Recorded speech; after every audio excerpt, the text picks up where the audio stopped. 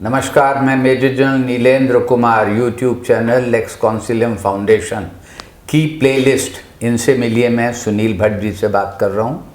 और ये अभी हाल में प्रकाशित पुस्तक उत्तराखंड में गांधी यात्रा और विचार के लेखक हैं। ये किताब बहुत ही मज़ेदार है, रोचक है और ज्ञानवर्धक भी है। तो सुनील जी, मैं आपसे ये जानना चाहता हूँ, इस किताब को जब मैंने पलटा और देखा तो एक बात सामने नज़र में आई कि गांधी जी जब कहीं गए तो वहाँ पर एक जनसभा होती थी और विशेष रूप से एक उनकी महिला सभा होती थी जिसमें वो जाते थे। ये बात है 1915 और उसके बाद के वर्षों की। तब तक देश में और ख़ास तौर से जिला स्तर पर, कस्बा स्तर पर महिलाएं इतना ज़्यादा सार्वजनिक जीवन में नहीं आती थीं। महिलाओं में, स्त्रियों में पढ़ाई भी कम थी। तो उस पृष्ठभूमि में देखते हुए गांधी जी की यह नीति कि वो महिला सभा एक ज़रूर करेंगे, इसके बारे में हमारे पाठकों को आप बताएं। बहुत अच्छा सवाल है, इसलिए भी कि जब हम आज़ादी की, मैं आज़ादी कहता हूँ नहीं, या पूरे महिलाओं की जब बात करते हैं, वुमेन एम्पावरमेंट की बात करते हैं, तो गांधी जी की जो रोल है और जो जितना बड़ा रोल उन्होंने निभाया है उसको उतनी तवज्जो, उतनी इम्पोर्टेंस नहीं देते हैं। गांधी जी का आज़ादी के दौर में महिलाओं को इन्वॉल्व करके वुमेन एम्पावरमेंट पे इतना बड़ा काम है जिसकी चर्चा जो होनी चाहिए। मैंने खुद इस यात्रा के प्रोसेस में देखा कि जब वो यात्रा से पहले जाते तो उनकी कुछ शर्तें होती थी। जैसे उसमें एक शर्त ये कंपल्सरी होती थी कि मैं आपके यहाँ तभी आऊँगा जब उसमें एक मीटिंग महिलाओं की होगी, दलितों की होगी, छात्रों की होगी, कार्यकर्ताओं की। तो महिलाओं की मीटिंग पे आग्रह उनका बहुत ज़्यादा था। जाहिर है महिलाओं में, अब आपको गांधी जी को अपने यहाँ बुलाना है तो महिलाओं के साथ आपकी मीटिंग करना कंपल्सरी ज़रूरी है। अब उस समाज को अब ये हम 1929, 28, 27 के समाज की बात कर रहे हैं जहाँ महिलाएं बहुत ज़्यादा पर्दा में रह रही हैं। अब इसको तोड़ने के लिए कांग्रेस के नेताओं को अपने यहाँ बुलाना है। और ये आप कहते हैं हम तो बहुत बड़े नेता गांधी जी में जानते हैं। अगर गांधी जी आपको जानते हैं तो गांधी जी आपके यहाँ आ क्यों नहीं रहे? क्योंकि इसलिए नहीं आ रहे क्योंकि आप महिलाओं के साथ मीटिंग नहीं कर पा रहे हैं। तो कहीं ना कहीं संगठन को फैलाव करने के लिए महिलाओं के साथ आपकी हिस्सेदारी, समाज बढ़ाने में इस तरह की यात्राओं, गांधी की यात्राओं ने फोर्स किया संगठन को, अपने बहुत प्रभावपूर्ण थी, उन्होंने फोर्स कर दिया उनको। देहरादून की मैं बताता हूँ, जाहिर है जो नेता लोग हैं उनके परिवार की पत्नियों को, बेटियों को, उनके भतीजियों को, इस तरह से सबसे पहले तो आदमी परिवार को ही पुश करता, वो इनकी बात मान रहे होते, उनको लेकर के आने वाला शुरू हुआ। और इस तरह के तमाम लोग के बच्चे जो संपन्न लोग थे उनकी महिलाओं का भागीदारी ज़्यादा रही, पर स्टार्ट हो गई। जाहिर है उसका ट्रिकल डाउन होता है तो भी नीचे होना समाज में बाकी था, पर समाज में इन लोगों के।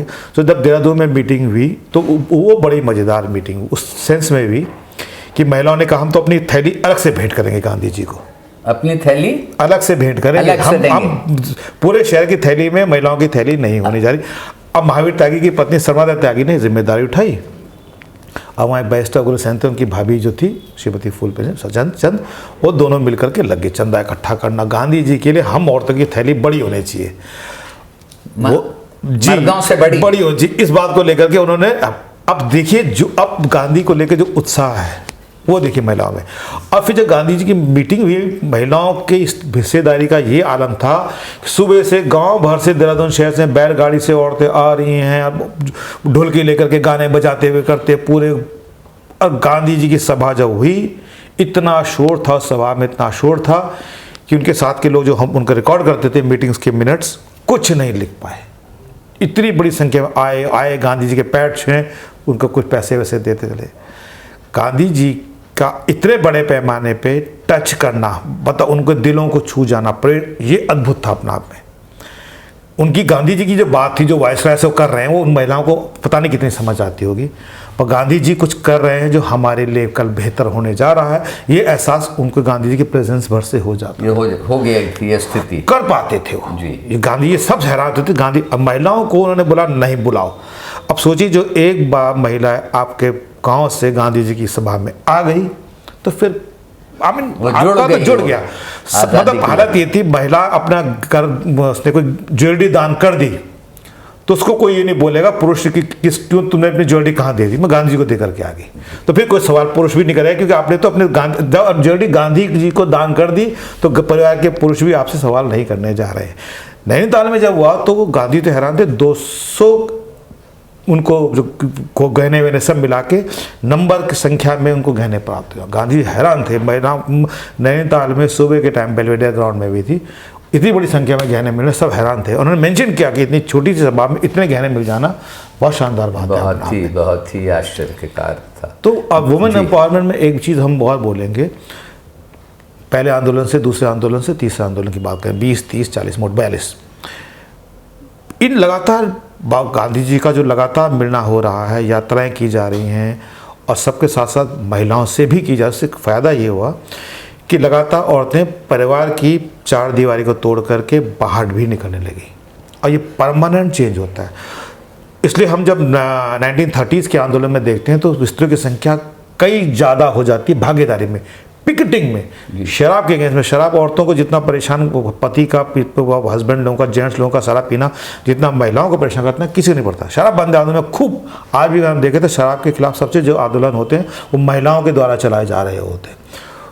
वहाँ गांधी जी की परंपरा डाल दी गई थी, वो 30s के दौरान उन्होंने नींव डाल दी थी कि महिलाएं जो सबसे ज़्यादा जो सबसे बुरा परिवार के नष्ट होने का जो सबसे ज़्यादा रहता है शराब की वजह से, गरीब आदमी की शराब, उसकी पत्नी जो परेशान होती है, इसलिए पिकेटिंग महिलाओं को होना चाहिए।